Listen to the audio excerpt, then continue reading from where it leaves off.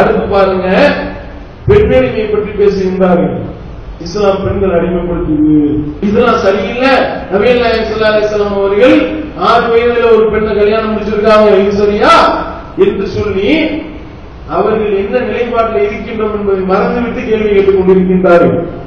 அந்த பகுத்தறிவு போலி பகுத்தறிவாதம் பேசக்கூடியவர்களை பார்த்து சொல்றோம், இதுல உங்களுடைய நிலைப்பாடு என்னன்றதை பத்தி எடுத்து விட்டோம் என்று வைங்க, எவ்வளவு அசிங்கமாகும் தெரியுமா?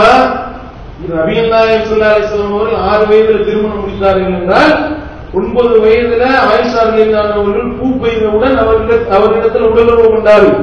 பூ பெய்வதே அவர்கள் திருமணம் முடித்து உடலுறவு கொள்வதற்கு தகுதியானதை குறிப்பதற்காகத்தான் பூ பெய்தல, சரியா?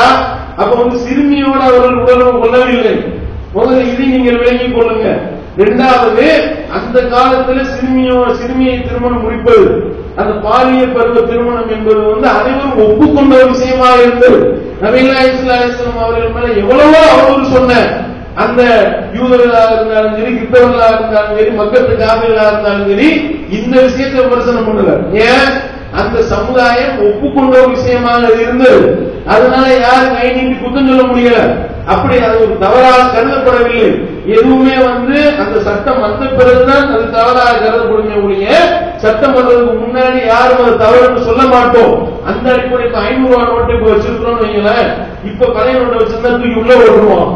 இதே இது பழைய நோட்டை இது 1 வருஷத்துக்கு முன்னாடி வச்சிருந்தீங்க, இது கூடுமா அப்படின்னு கேட்டா, இப்போ ஒரு 500 ரூபாய் நோட்டு பழைய நோட்டு ஒரு 10,000 ரூபாய் வச்சிருக்கான் ஒருத்தவங்க, போலீஸ் பிடிக்கிறாங்க வைங்களேன், அவங்க கேட்கலாம் 1 வருஷத்துக்கு முன்னாடி வச்சிருந்தேன் நீ முடிச்சியா அப்படின்னு கேட்டா என்ன சொல்லுவ? 1 வருஷத்துக்கு முன்னாடி தடை செய்யப்படல, இப்ப தடை செய்யப்பட்டுச்சா என்று சொல்லுவோமா இல்லையா? அப்போ நபிகள் நாயகம் ஸல்லல்லாஹு அலைஹி வஸல்லம் அவர்கள் திருமணம் முடித்தது இந்த சட்டங்கள் வருவதற்கு முன்னாடி. அதுக்கப்புறம் பாலியல் திருமணத்தை இஸ்லாம் அதை தடை செய்து விட்டது வைங்க. நபிகள் நாயகம் ஸல்லல்லாஹு அலைஹி வஸல்லம் அவர்கள் காமத்துக்காக திருமணம் பண்ணாங்க.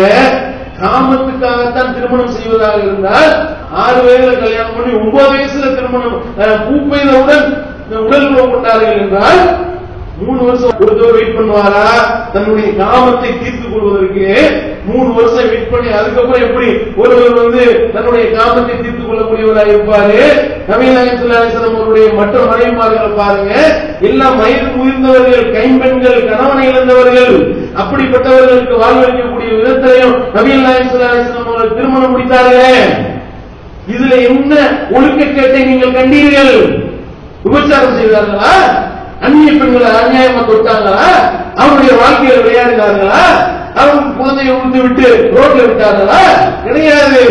திருமணம் என்ற ஹலாலான அடிப்படையில அனுமதிக்கப்பட்ட விதத்துலதான் நபிகள் நாயகம் ஸல்லல்லாஹு அலைஹி வஸல்லம் அவர்கள் பெண்களை திருமணம் முடித்தார்கள். ஆனா இதை கேள்வி கேட்கக்கூடிய பகுத்தறிவாதம் பேசக்கூடிய போலி பகுத்தறிவாதிகளுடைய நிலை என்ன பாப்போமா? பெரியார் என்ன பண்ணாரு? பெரியார் கல்யாணம் முடிச்சாரா இல்லையா? மணியம்மை என்ற ஒரு பெண்மணியை முடிக்கிறாரு. அப்ப பெரியாருக்கும் இந்த அம்மாவுக்கு எத்தனை வயசு டிஃபரண்ட்? எவனும் ஏற்றுக்கல, இந்த சமுதாயம் அங்கீகரிக்கல. அண்ணா வரைக்கும் விமர்சனம் பண்ணி தான் வெளியே வந்தார்கள். ஏன் தீக்கா உடஞ்சிச்சு? வரலாறு பார்ப்போமா? வரலாறு படிப்போமா?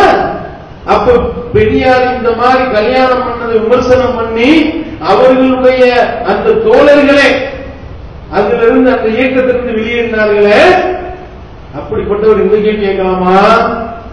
ஒண்ணு. இரண்டாவது, கல்யாணம் பண்றதுதான் பகுத்தறிவாதிகளுக்கு அனுமதிக்கப்பட்டதா? முதல்ல பகுத்தறிவாதம் பேசுறீங்கல்ல, இந்த போலி பகுத்தறிவாதிகளை பார்த்து கேட்கின்றோம். திருமணம் என்றாலே உங்களுக்கு ஒவ்வாமை.